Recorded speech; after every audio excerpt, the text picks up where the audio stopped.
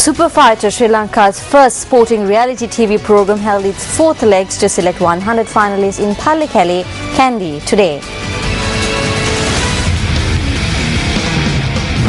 Super Fighter.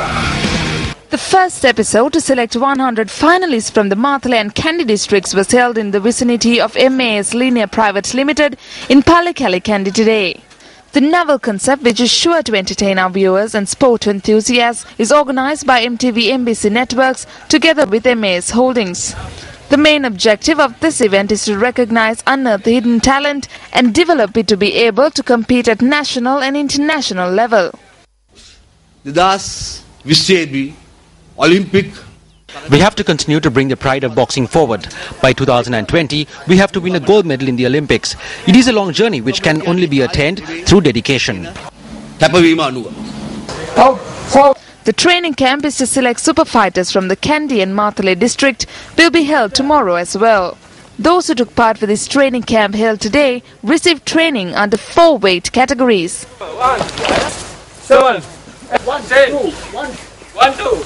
How many athletes will be selected to the final 100 from the Mathale and Kandy districts? You can catch all the action on our sister channel Sirasa TV at 10:30 p.m. every Saturday.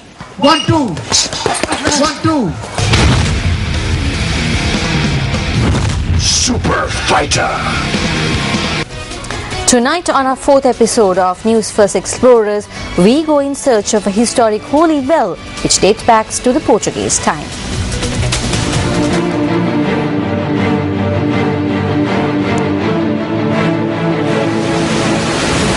Newsfirst Explorers, discovering Colombo's hidden secrets. Although we received historical records of a holy well which existed close to the shrine of Our Lady of Deliverance, dubbed Nossa Senhora do Livramento, we were unable to discover its exact location. Our explorers visited the Java of the General Cemetery after obtaining information via a revelation made by the Department of Archaeology. Sri Lankans who believe that this holy well has miraculous properties brought expectant mothers and other persons suffering from ailments to this location to drink from it. Both Christian and non-Christian devotees frequented this holy well. There was a belief amongst expectant mothers that the water consumed from this well would be a blessing for both themselves and the child. So considering this water as holy water, large groups came to this well. According to the records of R.L. Brohia, although the well was covered in 1980, devotees still visited the holy well as tradition. Intrigued by these reports, Newsfirst explorers were adamant in discovering similar wells as mentioned in historical records and came across such a well. Our quest in search of this holy well led us to a chapel in close proximity to St. Paul's Girls' School in Milagiriya. However, our hopes of finding this well were shattered when we witnessed 1903 etched on the walls of the chapel, depicting that it was constructed in that year. But the resident reverend of the church confirmed the accuracy of our information. And from this well, the soldiers, wounded soldiers, bathed and they got healed. As a result, the name derived from the Portuguese word milagre, from which received the name the Milagiriya. After scavenging through the historical records, it was clear to our explorers that the Church of Our Lady of Miracles was removed and the current church was established in the present location. Even though the location where this holy well once stood is now covered in bricks, it amazes us to witness pilgrims come here and place their forehead and offer up their prayers. Today we bid farewell to the Portuguese invasion, and tomorrow we prepare for the arrival of the Dutch. If you have details on Colombo that you wish to share with the Newsfirst, you can log on to our website www.newsfirst.lk/explorers. Newsfirst Explorers, discovering Colombo's hidden secrets. In business news this evening, the Rubber Research Institute is taking measures to introduce a new variety of rubber that can produce over 4,000 kilograms of rubber from a hectare. Its director, Gamini Senivaratna, said this newly developed rubber clone is a result of years of research. The newly introduced rubber variety is known as RRISL 2100. The 2100 clone gene is a new type of gene. With this, we can produce 3,500 to 4,000 kilograms of rubber per hectare. This is a large quantity. If we take a rough percentage of the rubber production in Sri Lanka, we can only produce 1,500 kilograms of rubber per hectare.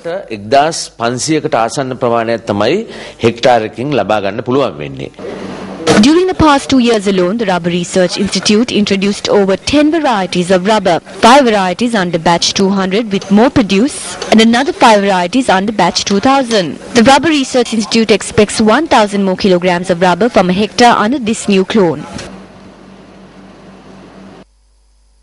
මේ අවුරුද්දේ අපි අලුත් ක්ලෝනයක් විදියට මේක release නිදහස් කළා. දැනට අපි ගොඩාක් ස්ථානවල මේක පරීක්ෂණ. We released this new clone this year. We have already planted this as a test cultivation in many locations. In a few years, we could recommend this for small-scale farmers. මට්ටමක තියෙනවා. At 9. But up next is a look at Action TV.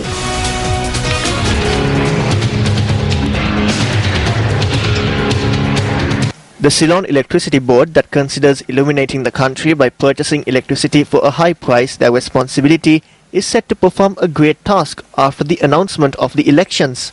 That task is taking electricity cables and poles to villages where there is no electricity supply. People of certain villages still have the memories of the board which did the above task without any hesitations during many elections that were held recently, taking back those cables and poles soon after the elections are over.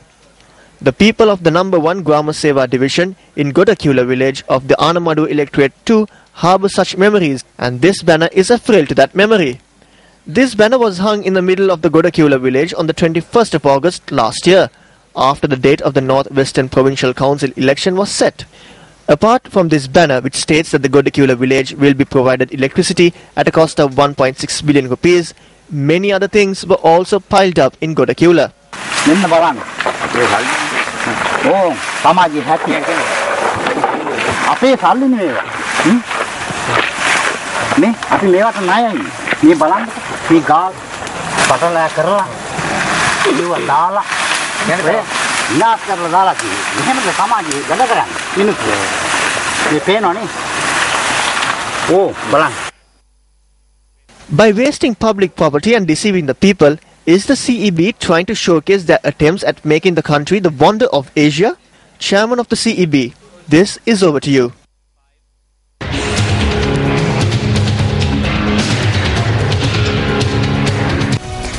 Chief Medical Officer of the Colombo Municipal Council, Dr. Pradeep Karivasam, says that 50% of the dengue patients in the Colombo city are students. Now, he made this statement at a march which was held in a bid to prevent the increasing number of dengue cases in Colombo.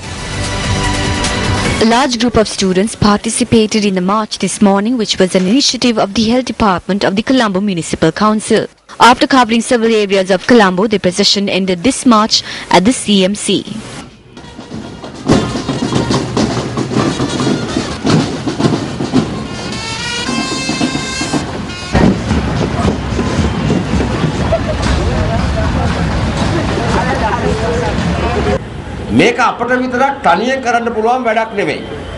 This is not something we can do alone.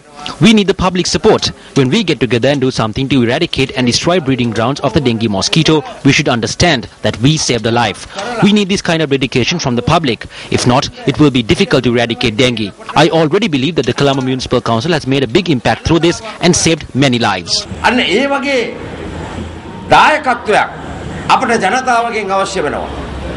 The number of dengue cases has already increased by 30% this year in comparison to last year, and 50% of the dengue patients in the Colombo city are school children. This prevalent condition in schools today is saddening. A survey conducted by the Health Ministry in schools have revealed that 50% of schools are breeding grounds for mosquitoes.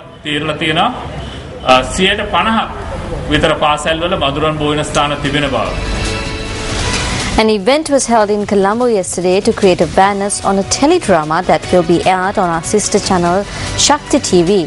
The main objective of this event was to promote local talent. The event was held under the auspices of Shakti TV channel head K.S. Chamatraj. The teledrama titled Jeevan will feature a cast of new actors. It will be directed by South Indian director Sabaratnam. The music launch of the teledrama was also held yesterday under the auspices of the group director of the Capital Maharaja organization, Mohan Barara.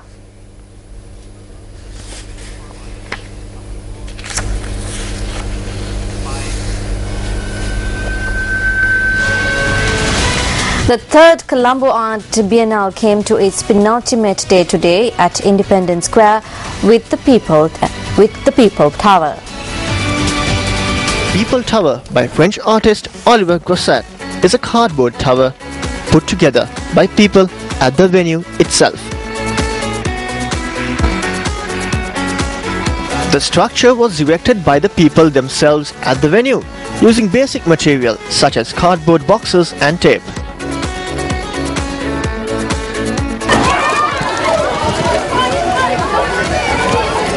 Part of the art is the artist Oliver Grosset bringing it down. Newsfirst are the media sponsors for this global event.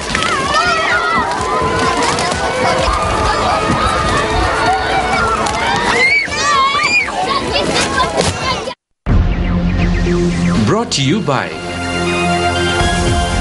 Who will protect your loved ones? Life, love, protection. Selingo Life. Newsfirst U reporter Jayanta Kunwardana sent in this footage today from Urbokka.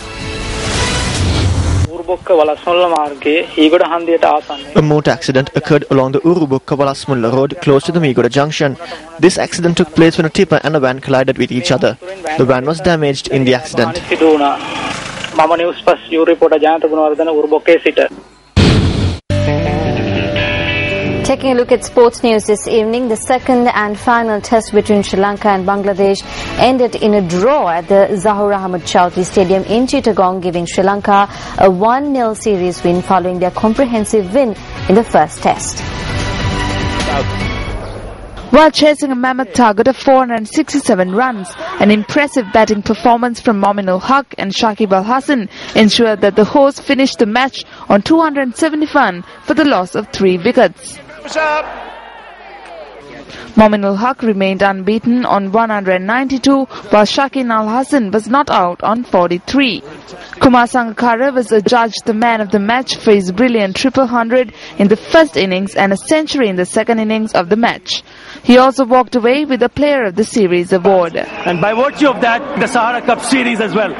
Congratulations to Sri Lankan cricket team. Police Sports Club and the Air Force secured their slots in the Inter-Club Knockout Tournament today. Meanwhile, Police beat Hambantota Sharks in a thriller to play the Plate Championship. The match between Police and Sharks was held at Police Park Grounds, Colombo. As the last match in Plate Championships, Police secured a 22-21 victory. The match was aired live on MTV Sports. Air Force Sports Club qualified as the 8th team today for the upcoming Inter-Club Knockout Tournament after claiming victory against CHN FC in Ratmalana. The scoreline read 36-20 in favour of Air Force. Meanwhile, Navy Sports Club secured their 12th victory in the tournament to maintain their unbeaten streak at Palliserra today. They beat the Navalapitiya Upcountry Lions 33-8. The match between Kandy Sports Club and CRNFC will be aired tomorrow on MTV Sports. KGR summoned as the Sri Lanka Army won the men's open event of the Nidahas Run, which is being held to commemorate Sri Lanka's 66th independence anniversary. NG Ranjasekhara won the women's open category. Sirasa TV and Sports First were the media sponsors for the marathon. The marathon, organized by the Lanka Lions Sports Club, was held for the second time. Competitors took part in the marathon, which began from the Mount Lavinia Junction under 4 categories. The marathon, which concluded at the Vihara Mahadevi Park in Colombo, saw D.S. Sandaruan clinching victory in the under-20 men's category, while Lakshani Jaimali won the under-20 female category.